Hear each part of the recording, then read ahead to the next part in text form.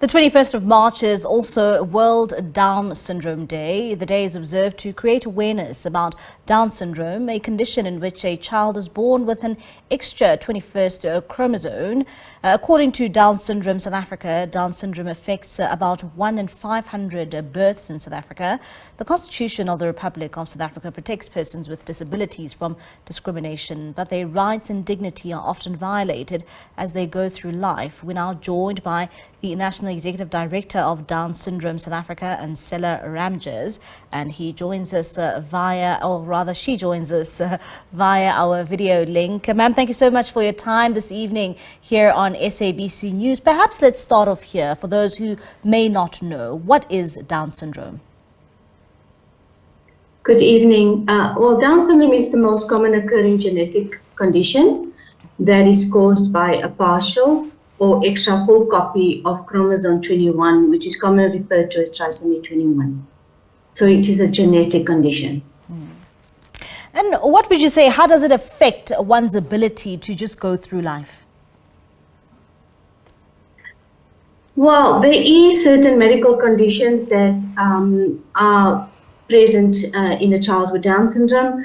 There's also a component of intellectual disability, but provided that parents are given the correct information from the time that the baby is born with Down syndrome, and they are referred to the correct referral pathways in terms of healthcare and early intervention, persons with Down syndrome can lead a fulfilled life and a healthy life. Can it be prevented? No, it can't, because it's a genetic condition that occurs during conception.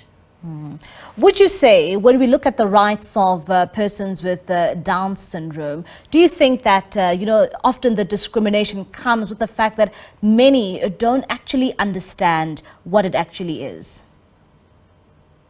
Absolutely, and that's why the team for this year chosen for World Down Syndrome Day, it's so important. It's called #End the Stereotypes. It's about our negative perceptions around persons with disabilities and how we perceive them all to look the same, behave the same, have the same interests. We don't perceive them to be able to learn, be able to go to school, to be able to hold down jobs, or to be in relationships. So we assume that they are not, they cannot lead active, fulfilling lives in society. And why are the rights of persons with Down syndrome often violated?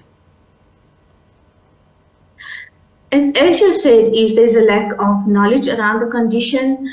There needs to be greater awareness around Down syndrome. It should not only happen on the 21st of March or even in October when we celebrate National Down Syndrome Day. It should be every day of the year. People should be aware that people with Down syndrome are within our communities. They need to understand the condition, specifically in communities, encourage families who are raising children with Down syndrome by accepting those children within their community. So parents are not ashamed of having a child with Down syndrome by hiding them behind closed doors. They would be encouraged to bring their children out into the open and thereby introducing their children into mainstream society. What would you say are the most common societal challenges that people with Down syndrome are faced with? I think the first priority we need to respect is that because it's Human Rights Day as well today, is that they should respect their right to life. They should respect that every child born with Down syndrome belongs to a family and they should be part of their family structure. They should not be put into institutions or homes. We also need to respect that they have a right to quality healthcare that meets their specific needs. We have to respect that they have a right to quality inclusive education so that they are equipped to the skills that are needed for them to lead independent lives and to be able to hold a job in the open labor market. And what should be done to protect the rights of persons with Down syndrome?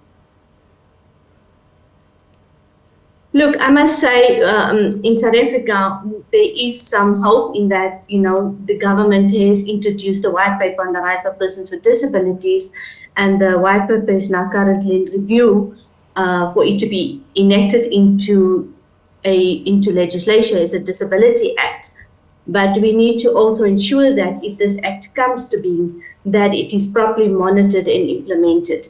So I'm sure that going forward, more can be done to protect the rights of people with, not only with Down syndrome, but all people with disabilities. All right, Ancella, thank you so much for your time this evening. That is Ancella Ramjas. She is the National Executive Director for Down Syndrome South Africa.